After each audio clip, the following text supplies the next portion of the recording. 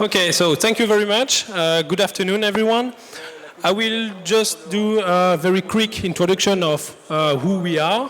I'm Alexandre. I'm specialized in security, in physical security to access IT stuff. So I don't need your password. I don't need to go into your firewall. I can just go directly into your server room. And Till is doing the same. So Till LENZE is a tactical locksmith from Germany, in Berlin.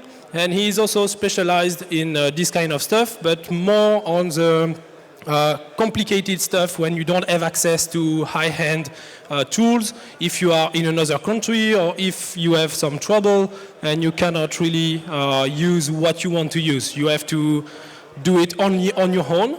So he will explain you a lot of stuff he can do and you can do if you have trouble.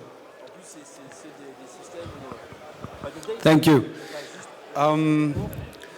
So this is a workshop about basic things, mechanical manipulation of locks.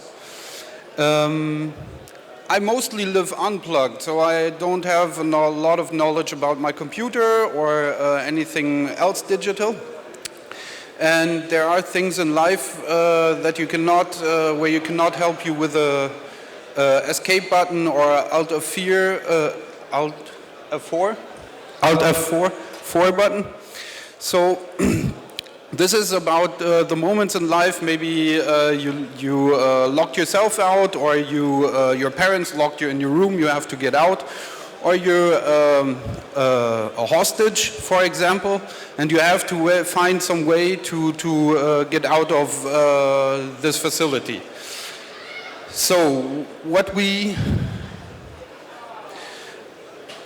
So you will have to help yourself with stuff which surrounds you, and stuff which surrounds you.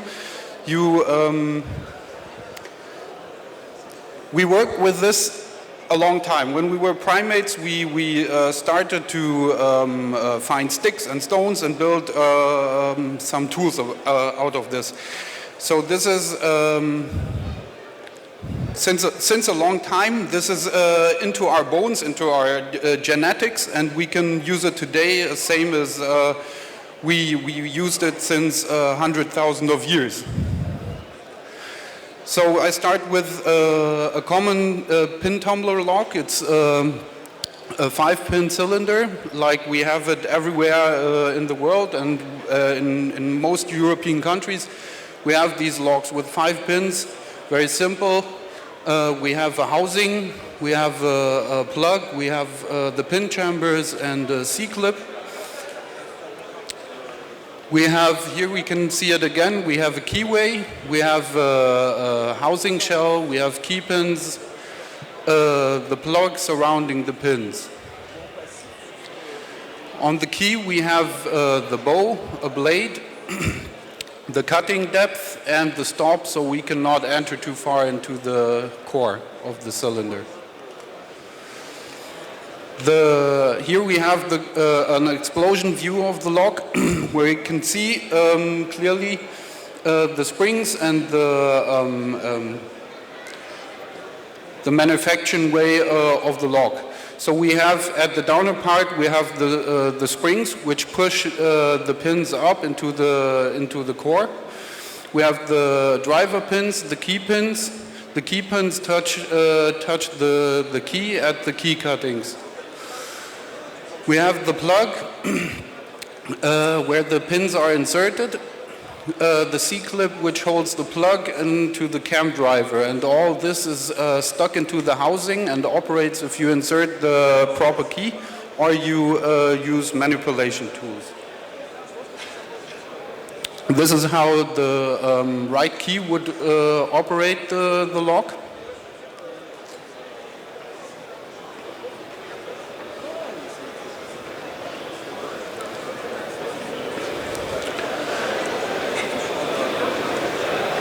If you take the wrong key, it will, of course, not. No problem. If you insert the wrong key, it will, of course, not operate.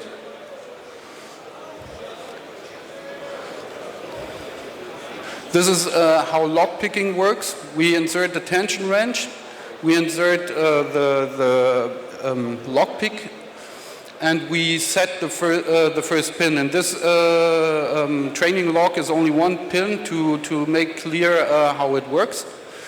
We have this in a usual training cylinder or in a usual door cylinder, we have 5 pins. And what I'm trying is to find out which pin I have to push first. So it's a little like a 3D puzzle.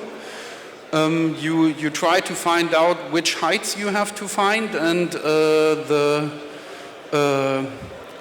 in which manner they shall be picked. If you pick the first pin first or the last pin first is always different. So what we can do, most callings I have in locksmithing are for doors which are not locked. So you went out and you forgot your key and you just wanted to buy some papers or some bread or so, and so the door is quite like open. Because you didn't use your key to lock the door, you just threw it closed. It's only the small part up here which holds the door locked. So you can move this easily with several very simple tools that are made real quick. For example, from a bottle, you can find it everywhere in the trash or on the street somewhere, throw it away. You can just get a knife or a scissor and cut a pipe out of it, as you can see here.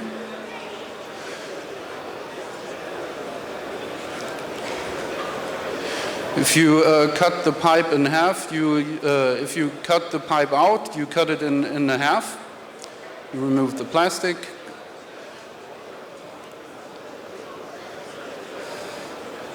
Cut it in half, and you a little round the edges so you can work more smoothly.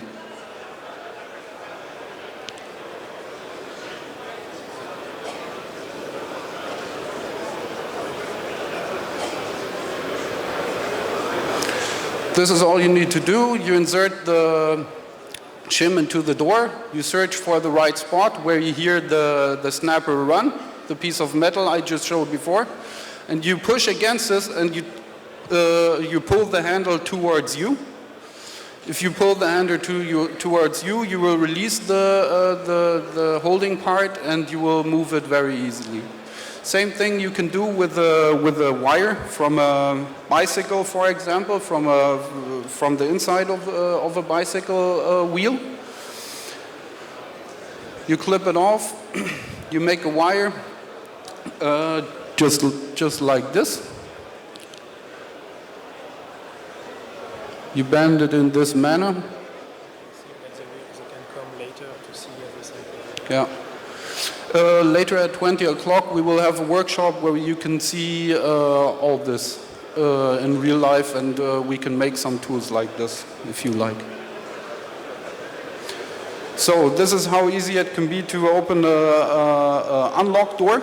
So my advice is, if you have a lock in your door, you should use it, because I know a lot of people, if they call me, they closed the door, they went to work or went to some appointments because they thought, okay, it's I closed my door, what shall happen? I call till later, and 6 hours the door is like, how you see it's like open. So if you have a lock in your door, then use it. And most people have these 5-pin tumbler locks, which are not really strong. We will see it later. Now we will see how easy it is to make a copy of standard pin tumbler lock keys. Here we have okay. I'm sorry. Okay. Sorry, I messed it up. We are now at padlocks. If you have a padlock, it's sometimes not the easiest way to pick it. You can also bypass padlock easily. This foil is took off a cola can, or doesn't matter the brand, but of a can. You cut it in this shape, you fold it, you bring it to this shape, and it looks kind of like this. You insert it into the padlock, you insert it to the side where the bar is not, and you turn it around to the other side. So it pushes the bar to the inside and frees the shackle, so you can pop the shackle up, and it works like this.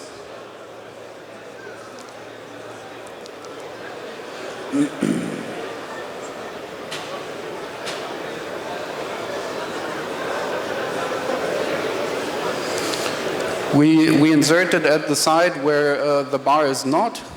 We twist it around, and we pop the shackle. And this is very weak metal. It's only maybe a 1/3 millimeter of aluminium foil. So if we have a little stronger metal, it will go much a little better.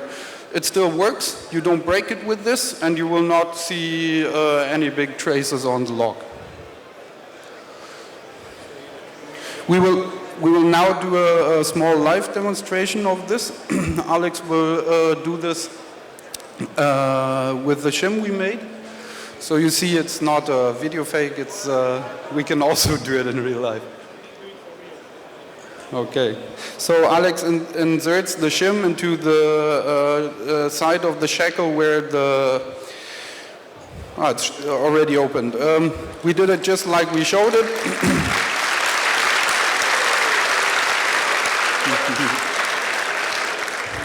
And it doesn't, the funny thing is about this is it works on very expensive locks, often same nice as it works on very expensive locks. Sometimes it makes no big difference if it costs €5 or €50. Same bypassing method we have for handcuffs. It works on simple handcuffs, but not on double locked handcuffs. So if you have handcuffs which can be stopped, so your hands don't get twisted or too much tension from it, then it will not work. But on simple handcuffs, which are up to €50 or so, it will work very easily. We have here handcuffs that cost about €70 and a piece of metal that I found. We can see it in the video. The handcuff is closed.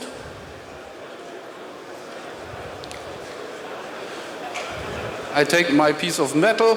It's about 0.4 millimeters thick. I insert it into the shackle hole of the handcuff. I fit it in, and then I have to close the handcuff a little bit to get the metal in deep enough, but mostly you have a little space. We only have one try. And then you pull the handcuff open. There are several kinds of attacks we can use on these handcuffs, and Alex will show other one right now. You can take the other side as well, then you don't have to push the shackle in, you can directly release it.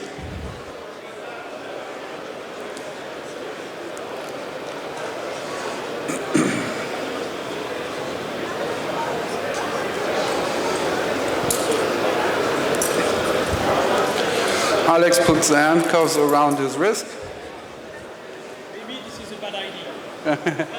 We don't have a key for it, so it has to work. He puts the metal part in, and it opens to the other side even better than with the saw side. Yeah. Okay, Alex says he will pick it as well. It's also not no high end tool. You need a usual tension wrench like this, bended metal somehow. you just unlock it, like with the key.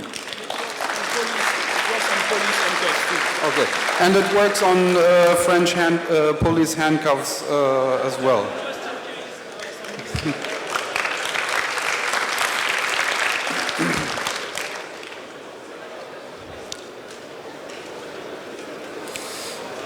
So I like this one. You can, if you have some window wipers from cars, you don't, please don't go around and just take them off a car or so.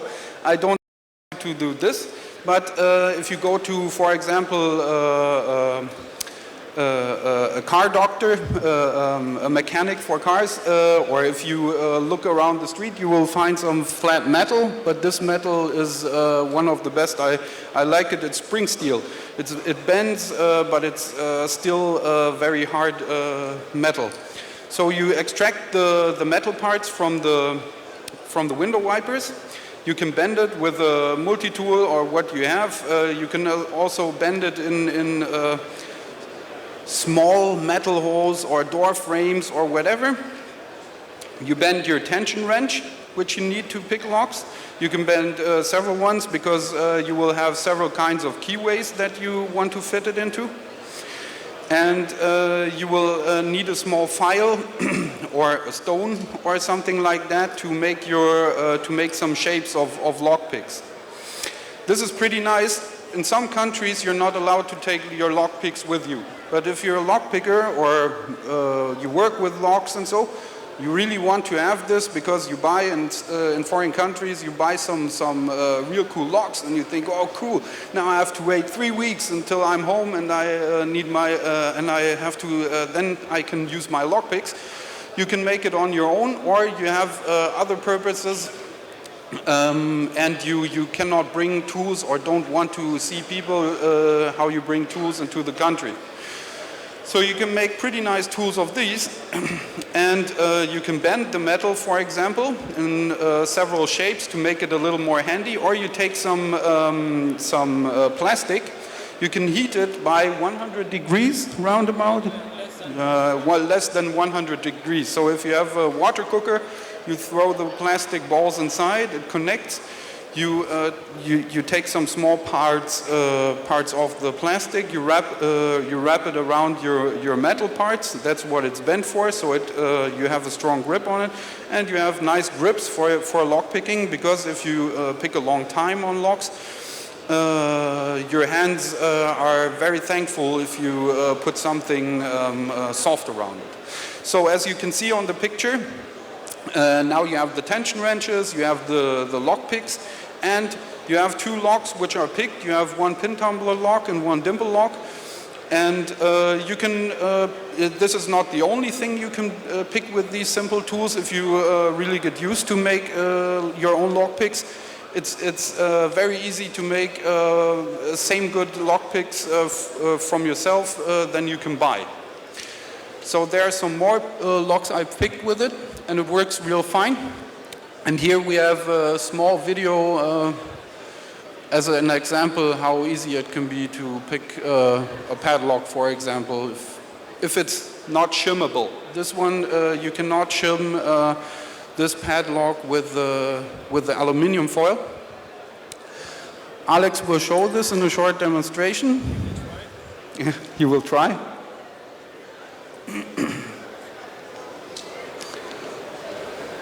It's really that easy. You insert the tension wrench. The tension wrench brings a little of pressure to the pins, so they bind. And he just rakes a few times through the padlock, which is not easy to cut.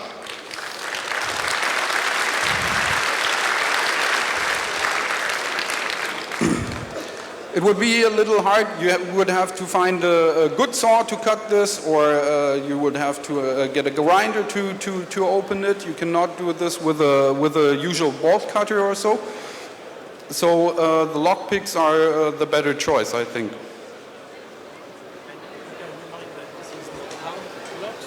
This is not hard, but this is a common lock. Yeah. These are not high security locks that we pick here. That's why it works so easy, so quick. But these are the common locks you find all around you. You will not. Most people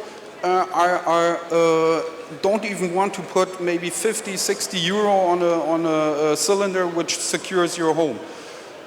So this is, I work as a locksmith now since maybe 8 years, and the most, maybe 80% or maybe also 90% of the locks are 5-pin cylinders, 5-pin dimple cylinders.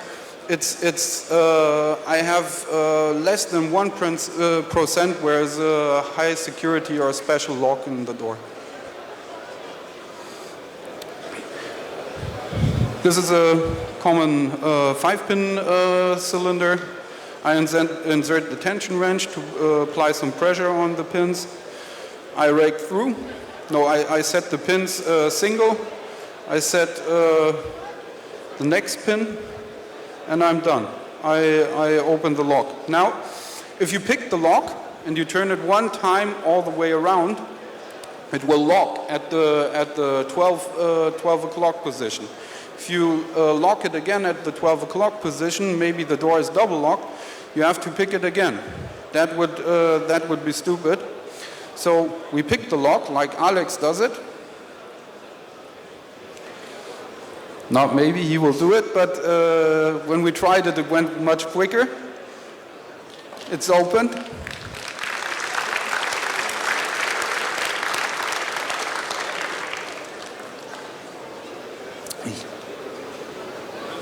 Yeah. Okay, we have here at the upper side we have a plug spinner which is bought. It costs about 90 euro. It's a good tool if you work as a professional or if you're a lockpicker and sometimes you open doors. I advise you take the tool for 90 euro. If you don't have it or if you can't afford it, you can take this little piece of metal you just saw, put a usual kitchen rubber to it, and you do as you see on the picture. You hold, or as you see in the movie now, you insert the metal part, the spring steel, you insert it into the lock, you hold it, and you let the rubber fly. And what happens is, the mechanic of the lock is too lazy to realize that it's been thrown over the position of locking. So it goes over the locking position, and you can unlock it again and again and again. You can do this as often as you want. In the vise in the door, you can only do this 2 or 3 times. Now, sometimes it might be necessary to copy a key. So if you have a pin tumbler lock key, this will work pretty good. We took a very standard lock and keys for it. You can also on locks or cylinders with a security card or very high security keys, you can do the same thing. You take a cola can or a Pepsi can, you cut it into a pipe, you open it, you lay the key that you want to copy on the aluminium foil, and you take a marker. The marker has to connect to the metal, of course, and you draw your lines. When you see, now you draw the outlines, so you have to cut the inlines. If you cut the outlines, it will be too big or too thick for to really duplicate the key. You will have to cut the inlines to have a proper duplication of the key. There it is. It looks almost same, and it's very weak. But still, we have here a demo lock, so you can clearly see what happens. You have to carefully insert the aluminium foil key into the lock.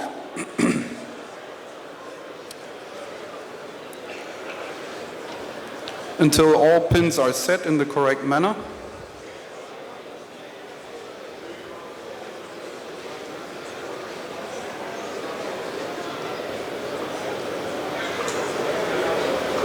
and it's unlocked.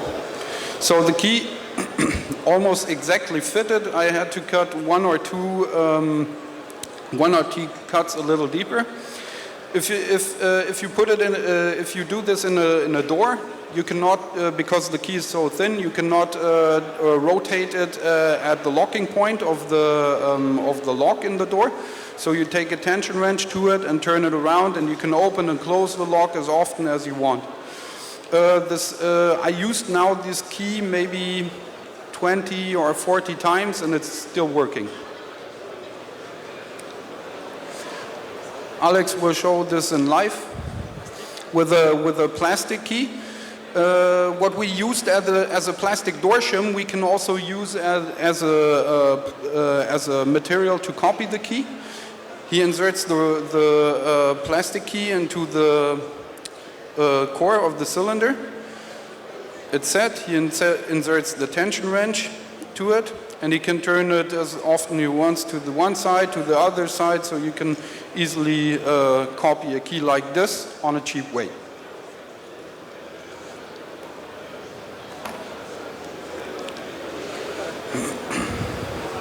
So, if I explain this to people, friends of mine, for example, I show it to them, they try it 3 or 4 times at my door, at their door, and they say, oh, it's so cool, it's so cool. And if the emergency case comes, they will stand there and they forgot how it works and where the positions of the snapper is, for example. So please, try this at home. If you come to an emergency situation, you will be nervous and you will not remember right. So take this at home and try this at home. And what I wanted to say at the beginning is that from the evolution, when we were primates, we were used to use stuff which was laying around us. So we could build tools about a few 100,000 years before we could speak. So this is really deeply into us, and everybody can use this, and it's very easy to do. If you try this, if you if you do a little reconnaissance on what you have to work with. So if you're in an emergency situation, maybe you can take some of these things with you. And maybe you can remember with all the digital stuff that from the DNA we're 89.5% chimp. So it's we can play a lot with this stuff. Thank you.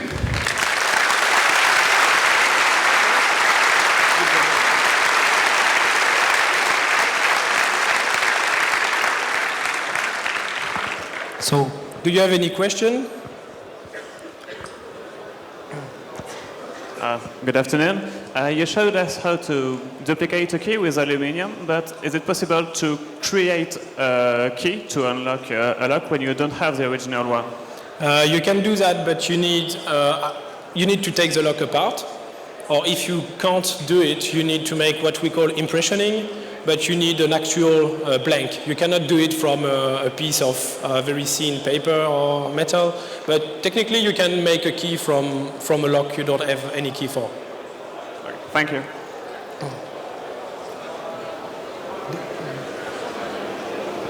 Hello. First of all, very nice talk. It was very informative. Thank you. You showed us 2 different padlocks, and you said that one of them cannot be shimmed. Yes. Why is that? I will show the video. Yeah, you can go. So, yeah, on this one, you don't have the space. Oh, sorry. I didn't pay. Oh, fuck.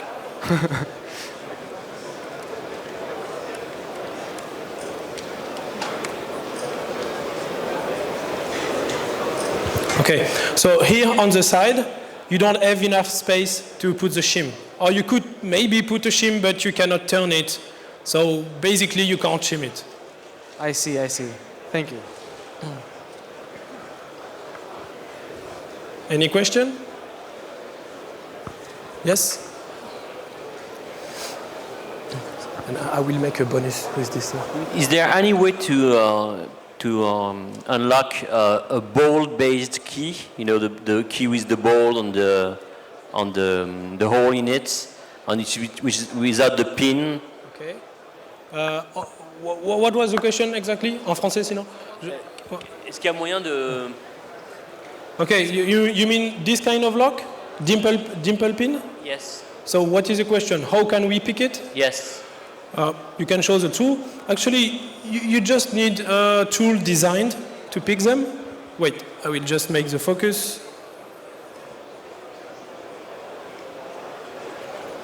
So you just need a design with a kind of flag on the side. You can pick it exactly the same way. These locks are not more secure.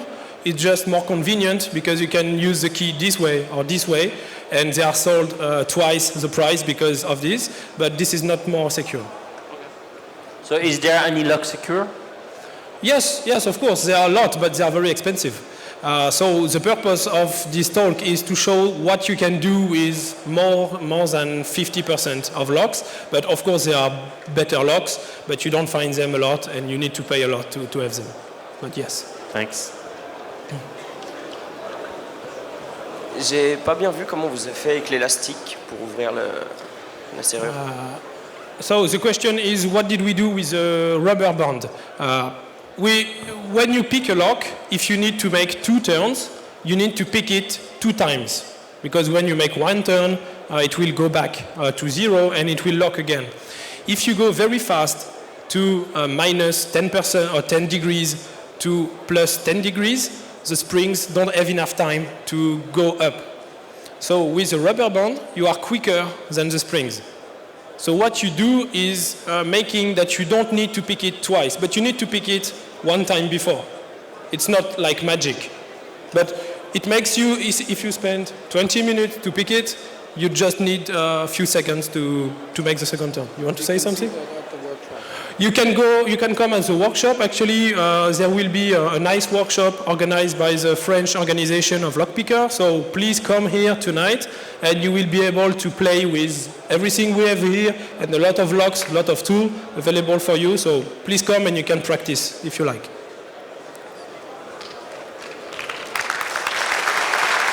Thank you. So, thank you very much at first, and if there is no more question, I will just show you a bonus, if you like.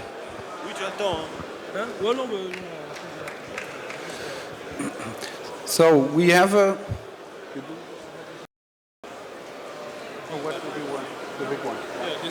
Okay, so we have a heavy-duty padlock, like this.